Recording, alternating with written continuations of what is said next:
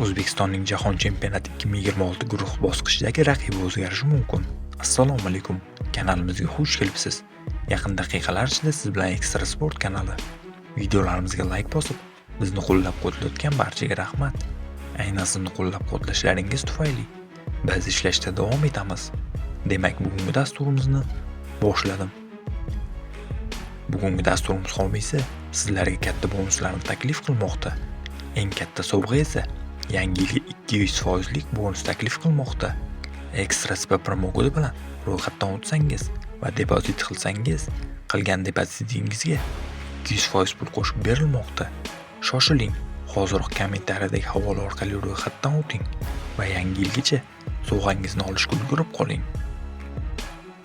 Ana endi chinakam o'lim guruhiga bo'larkanmiz. Kongo o'rniga Nigeriya Jahon chempionatiga yo'l olishi mumkin. FIFA surishtiruv boshlamoqda.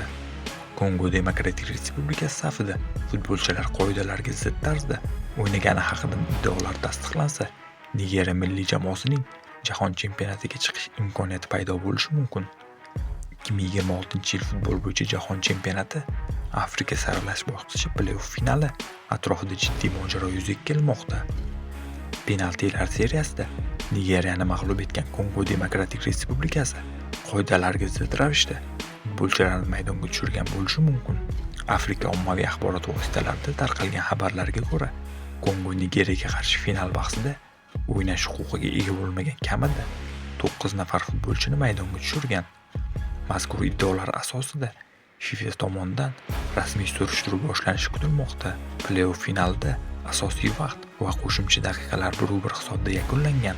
Penaltilar seriyasida esa Kongo to'ruvchi hisobida g'alaba qozongan. Shu tariqa Nigeriya terma jamoasi Jahon chempionati yo'llanmasidan mahrum bo'lgan.